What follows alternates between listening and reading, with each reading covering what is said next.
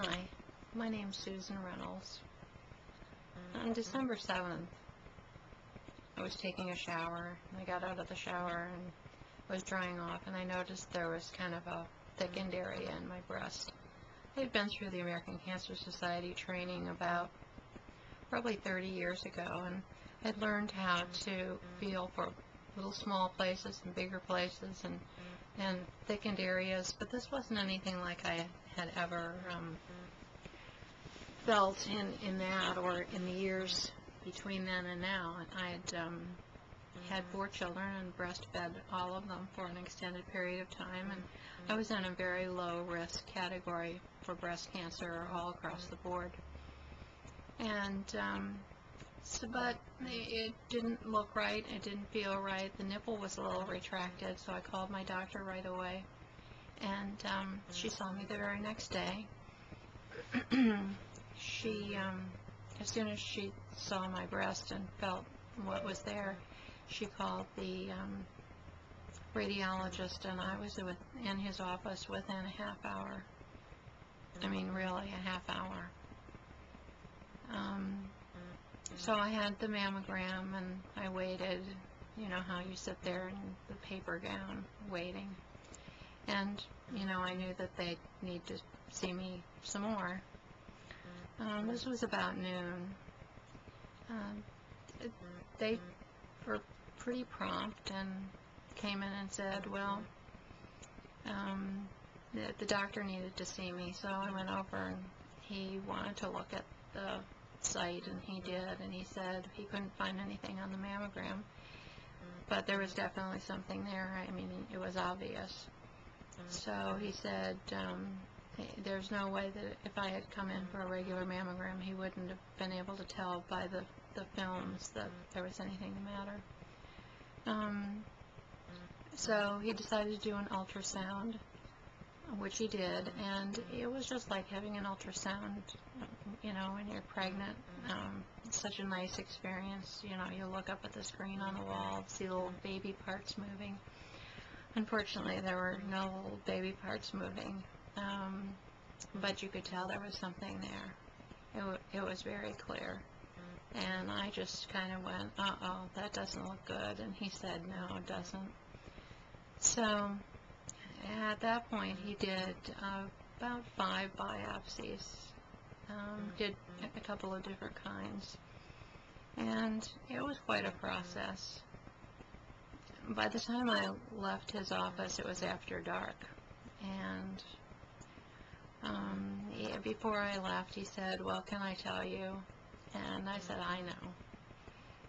He said, if the test doesn't come back cancer, it's that we don't have the right sample. So I told my husband, my husband was waiting for me in the waiting room, and I told him, and he was shocked, and well, you know, we were all shocked. We were shocked for the whole next 2.5 weeks, 3 weeks, leading up to my mastectomy, which I had on December 21st. And so we're kind of playing a waiting game now. It's the middle of March, and I'm having reconstruction slowly done on my breast. But I have a number of health concerns that make it maybe unwise to have chemotherapy. So I looked at the statistics, and I got a printout for something basically based on a woman my age and my health.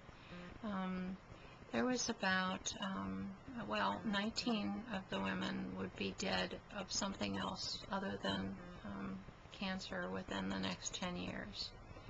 Of the rest of the women that would be alive, half of them will have a recurrence of cancer, and half of them won't. You can change those odds a little bit. If I go through chemotherapy, 7 more women would be alive and without cancer. If I do hormone therapy, that would be 17 that would be alive and without cancer. So and my first initial response was, "Gee, I'm just scared. I'm just scared. Just give me everything that you can give me." And then as I thought about it, I had to get clearance from a neurologist because I had had a stroke, and it would be a little bit dangerous to have chemo. It's always dangerous. The other thing is I have a heart condition, so that adds a little bit of danger. My immune system has not been great for a number of years, so chemo would do a number on that. And because I have fibromyalgia, I have a lot of pain. So in order to boost your immune system, you get a shot after chemo, and that gives you a lot of bone pain. So all in all, it sounds like my quality of life would be really kind of negatively affected, and maybe my health overall would be affected by having chemo. So I'm thinking about it. And I think that's my message to everybody that's faced with decisions like this. It's really, I don't think that there's a real big rush. It was a pretty big lump. We got it out right then. Because it was invasive lobular carcinoma. It's already had 8 to 10 years in my body to spread to someplace else. So it's not like I'm going to do something tomorrow and I'm going to stop anything. I guess my message is take as much time as you need to make a decision that you'll be comfortable with and that your family will be comfortable with, and it'll give you the best chance for leading the kind of life that you'd like to have while you have a chance to have it.